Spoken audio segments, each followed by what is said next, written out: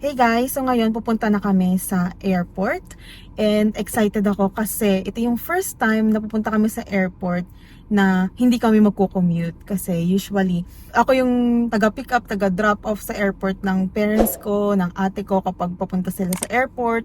Tapos pag kami, walang maghahatid sa amin kasi wala kami mapapag-iwanan ng car. So I decided na doon na lang i-park sa airport. Titingnan natin kung magkano yung parking fees and things like that. Tara!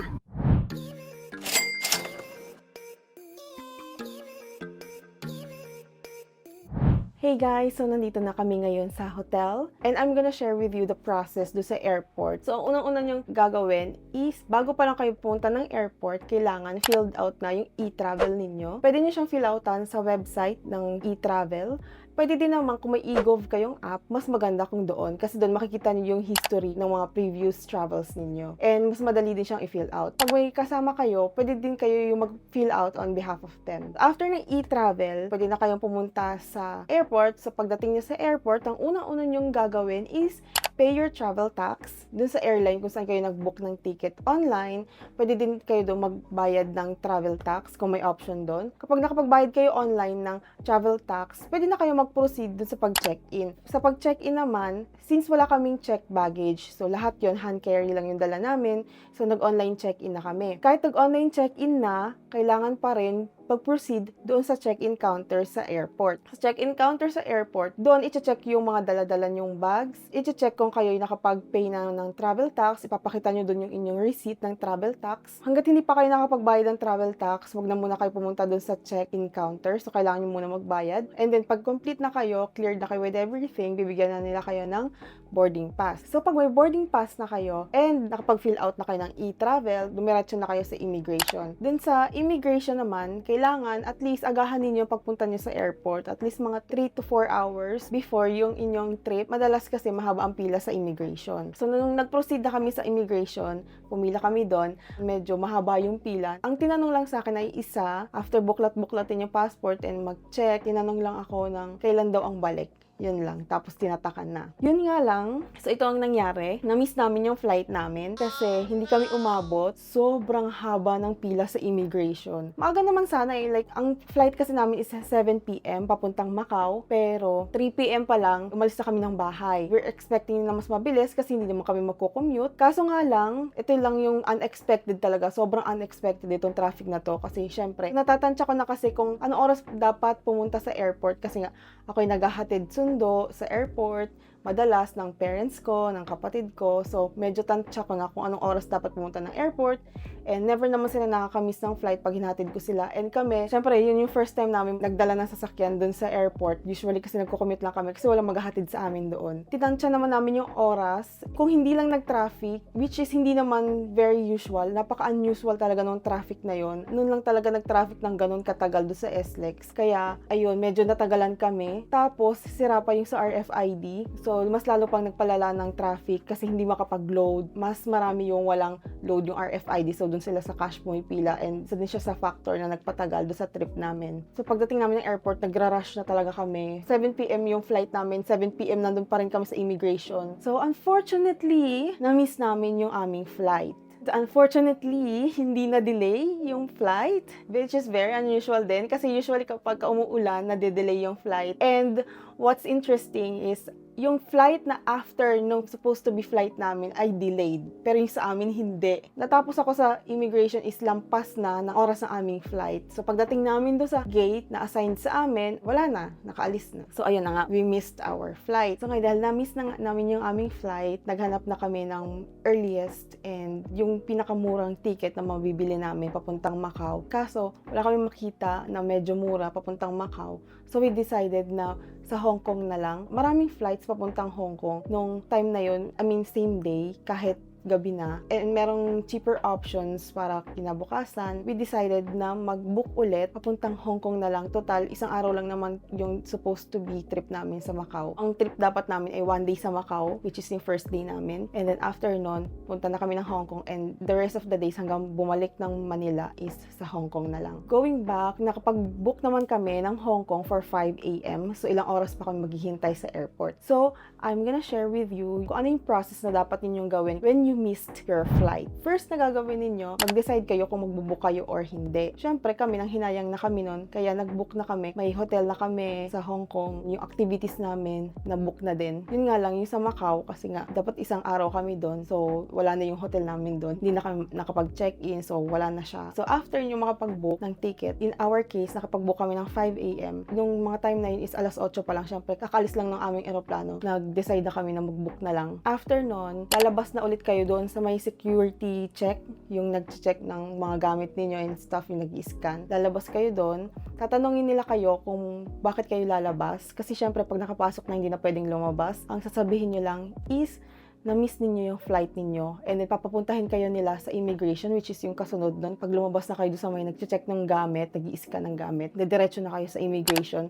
para ipa-void yung inyong stamp, yung na-stamp na doon sa inyong passport. Kailangan nilang makancel yun. After nun, hindi na kayo magbabayad ng travel tax. Always make sure na you keep the receipt ng inyong travel tax. After ninyong lumabas sa immigration, mag-check-in na kayo. Kung ang flight nyo naman is within few hours lang or within 48 hours, pwede na kayong mag-check-in, online check-in. After naman nun, is diretso na kayo sa check-in counter para kumuha ng boarding pass. And then, same process, dahil kami, instead na Macau yung punta namin, pumunta na lang kami ng Hong Kong, nag-fill out ulit kami dun sa e-travel, since iba yung destination na pupuntahan namin, and iba na din yung flight details namin. Kinabukasan na siya, so iba na yung date. Nag-fill out ulit kami ng e-travel, and then pumila na sa immigration. Nung pumila kami sa immigration, medyo hating gabi na, so wala nang pila. Parang konti na lang kami nun, mga ilang peraso na lang. Mabilis lang yung process. Yun nga lang, this time, mas maraming tinanong sa akin. Una, kung nakapag-fill out na ng e-travel, tapos nasaan yung proof, hinahanap nila yung QR code. Next ay tinanong ako kung sino yung kasama ko, ano yung trabaho ng kasama ko, ano yung trabaho ko, kailan ang balik ko, saan yung hotel namin, and anong pangalan ng hotel namin. So, buti nilang kabisado ko yung pangalan ng hotel namin. Pero hindi sila nag-ask ng documents, like proof ng hotel booking, mga ganon. Hindi katulad ng mga nakikita kong mga nauna sa akin. Hinanapan pa sila ng papel-papel. Yun lang yung mga tinanong nila. Hindi kagaya ng first ever flight namin. Kasi yung first ever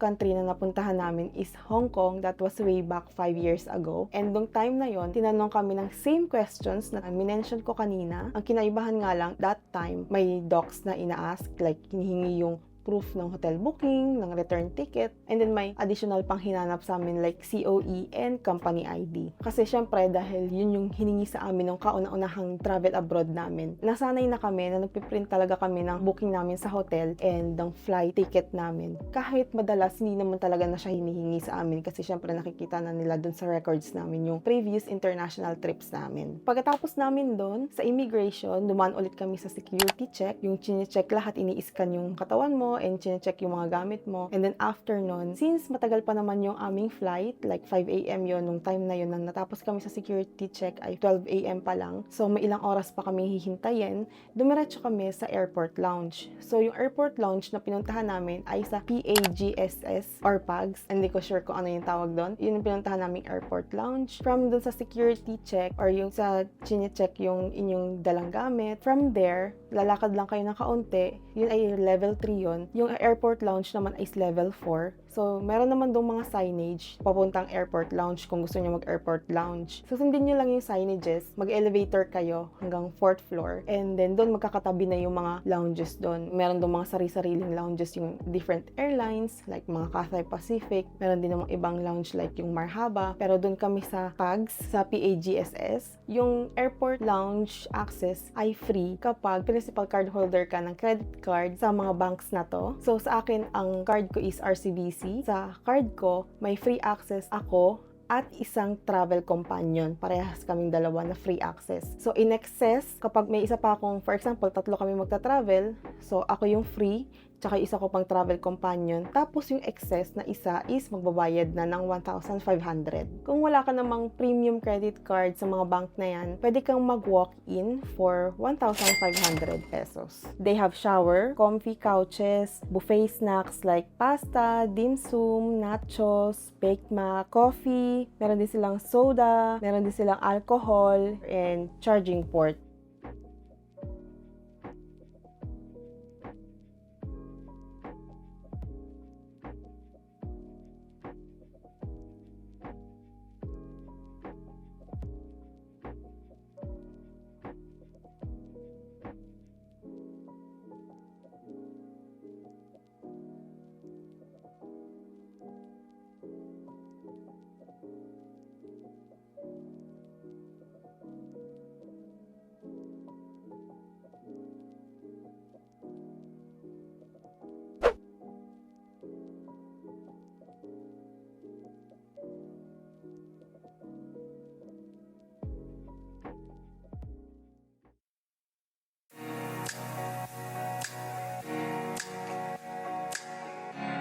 Hey guys, nandito na kami sa airport. So,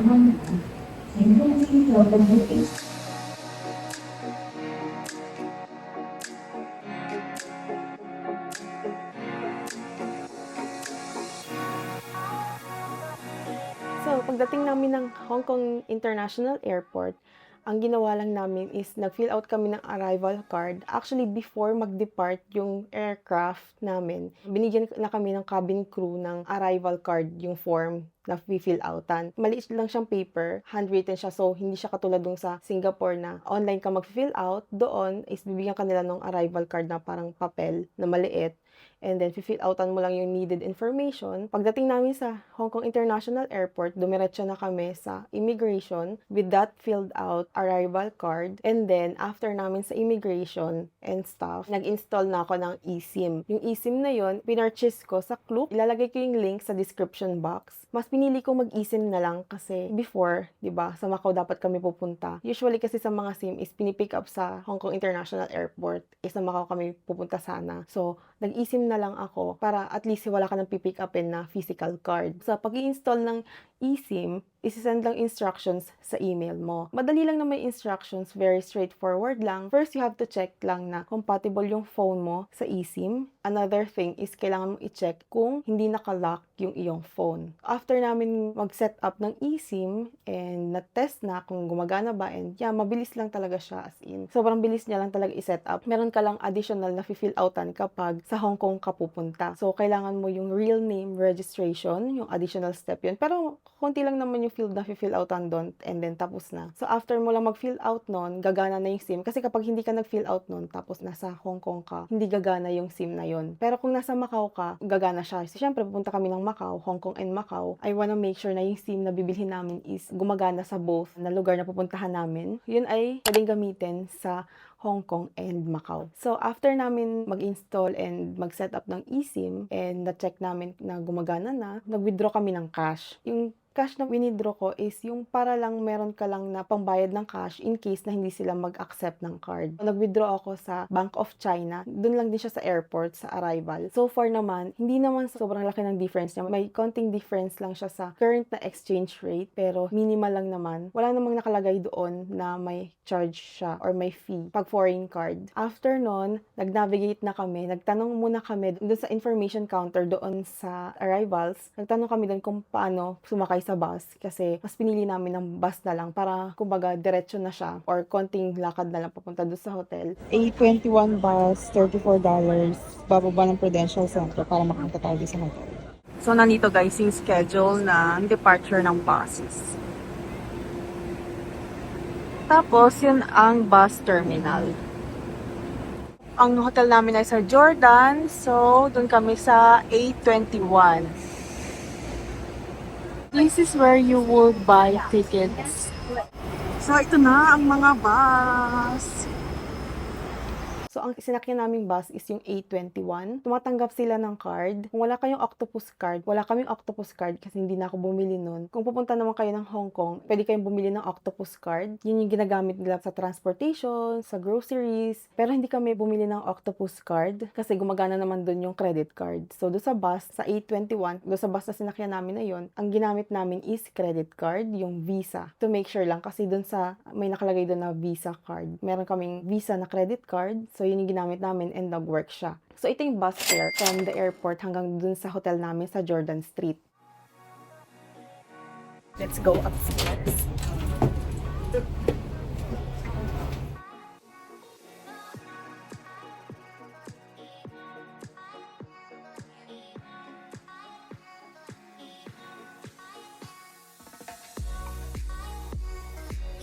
Pagdating namin sa hotel, medyo maaga pa para mag-check-in. So, ang ginawa namin is dumiretso muna kami dun sa hotel and then iniwan namin iba naming gamit and then lumabas na. Nag-try kami kumain sa KFC. Nag-try akong mag-rent ng power bank for 6 Hong Kong dollars per hour. Kailangan mo lang mag-download ng app, i-input mo lang yung payment details mo, and then you're good to go. Pwede ka na mag-start na kunin yung power bank doon sa kanyang lalagyan and then start ka nang i-insert yun sa phone mo. Meron naman siyang 3 options ng cable. Piliin mo na lang kung ano yung cable na mag-fit doon sa yung phone. Paras kami ng order. May kanin siya sa ilalim. Ganito sa kalaki. Ito ay 35 Hong Kong dollars each. So, ang total nito is $70. Kasama na yung drink doon. Ang nagustuhan ko dito is malalaking chicken nila, malaking serving ng rice. Actually, hindi namin to naubos kasi sobrang dami talaga. Kung i-convert mo sa peso, ito yung magiging total niyan. Hindi nalugi, di ba? So, after namin kumain, may 1 hour pa kami bago mag-check-in sa hotel. So, dumiretso muna kami sa Kowloon Park, which is 6 minutes walk lang from the hotel. Doon muna kami nag-chill. Medyo mainit talaga ngayon kasi summer.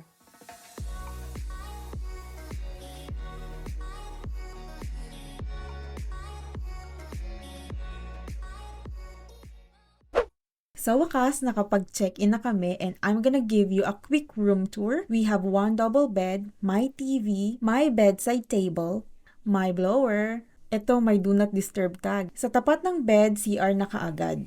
Maliit lang ang CR pero in fairness, malinis and almost complete na. May provided na 2 towel and according to them, papalitan daw nila yan after 3 days. May 2 plastic cups, may toothbrush and toothpaste. May provided din silang body soap and shampoo. At syempre, may shower with heater. And wow, may slippers din. At tissue. And that is for 1,989 pesos per night. So this is the total kasama na ang taxes and fees.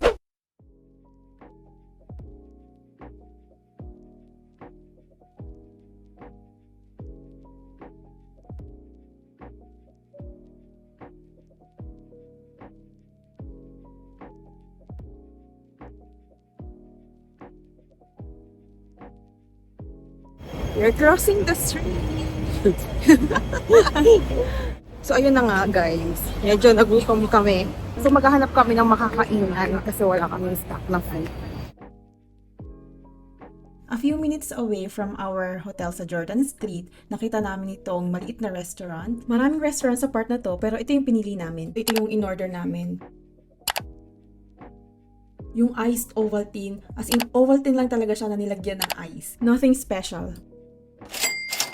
To be very honest, hindi ko talaga masyadong nagustuhan yung food. Masarap naman siya, pero hindi siya yung something na nakaka-amaze.